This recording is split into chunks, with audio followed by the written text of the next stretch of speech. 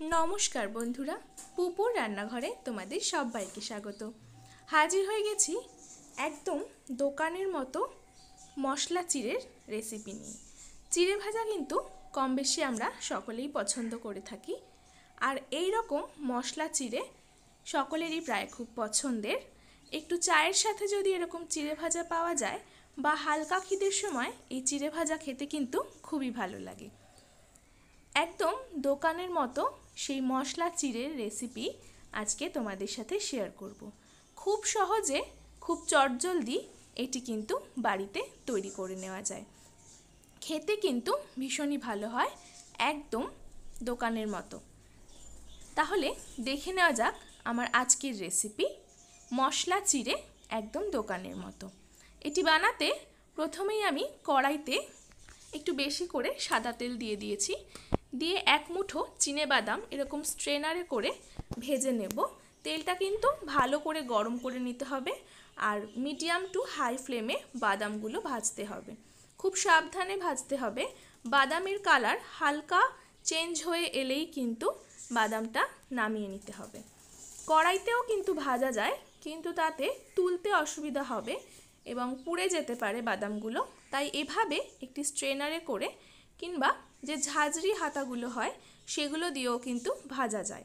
আমি এখানে স্ট্রেনার দিয়ে বাদামগুলোকে ভালো করে ডুবিয়ে ডুবিয়ে এইভাবে কালারটা একটু চেঞ্জ হয়ে গেছে, এবারে কিন্তু নামিয়ে নিচ্ছি। এবার নিয়ে নিচ্ছি এক মুঠো কারি পাতা আর 3টে শুকনো লঙ্কা। এগুলোকেও এইভাবে হাই ফ্লেমে ডুবিয়ে ডুবিয়ে ভেজে নিতে হবে। কারি পাতাগুলোকে কিন্তু খুব ভালো করে ভাজতে হবে যাতে মচমচে হয়, কারণ কারি পাতা যদি নরম হয়ে যায় তাহলে কিন্তু চিড়ে ভাজবার পরে এই কারি পাতার জন্য চিড়েটাও নরম হয়ে যাবে। ভালো করে কারি পাতা আর শুকনো লঙ্কাও ভাজা হয়ে গেছে। এরপর চিড়েকেও এইভাবে নিয়ে ভালো করে আমি ভেজে নেব। কত সুন্দর আমাদের চিড়ে ভাজা কিন্তু হয়ে যাচ্ছে। এইভাবে ভালো করে নেড়ে চেড়ে কিন্তু চিড়েটাকেও ভেজে নিতে হবে। সমস্ত চিড়ে এখানে আমার ভেজে নেওয়া হয়ে গেছে। এবার আমি এগুলোকে মশলা দিয়ে মেশাবো। তাই একটি মিক্সিং বোলের মধ্যে চিড়েটা নিয়ে নিলাম। ওপর থেকে দিয়ে দিচ্ছি স্বাদ অনুসারে লবণ, আর দিচ্ছি 1 টেবিল চামচ পরিমাণে চাট মশলা। তারপর দেব সামান্য একটু কাশ্মীরি লঙ্কার গুঁড়ো, এটা শুধু কালারের জন্য।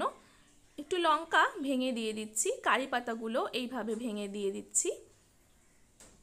বাদাম দিয়ে দিচ্ছি ওপর থেকে। এবার সব কিছুকে ভালো করে একসাথে মিশিয়ে নেব।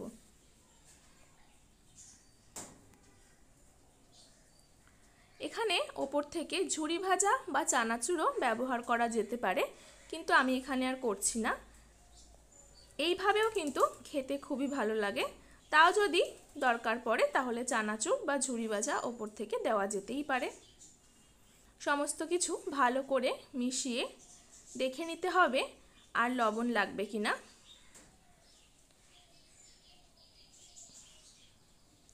খুবই মুচমুচে চিড়ে ভাজাগুলো কিন্তু হয়েছে। এইভাবে কিন্তু ভাজলে খুবই মুচমুচে দোকানের মতো চিড়ে ভাজা পাওয়া যাবে। তেল ছাড়া যদি কেউ ভাজতে চান তাহলে একটি কড়াইতে বালি অথবা লবণ দিয়ে সেটাকে ভালো করে গরম করে তাতে কিন্তু চিড়ে, কারি পাতা, বাদাম, লঙ্কা সব কিছুকেই একসাথে ভেজে নিতে হবে। তৈরি হয়ে গেছে আমাদের আজকের রেসিপি একদম দোকানের মতো মুচমুচে দারুণ সুস্বাদু চিড়ে ভাজা। বাড়িতে একবার অবশ্যই ট্রাই করো। কেমন লাগলো আজকের ভিডিও আমার সাথে অবশ্যই শেয়ার করো। আশা করি সকলেরই খুব ভালো লেগেছে। ভালো লাগলে আমার চ্যানেলটি সাবস্ক্রাইব করে পাশে থাকার অনুরোধ রইল। যারা আমার চ্যানেলটি সাবস্ক্রাইব করে আমার পাশে আছে তাদেরকে অসংখ্য ধন্যবাদ।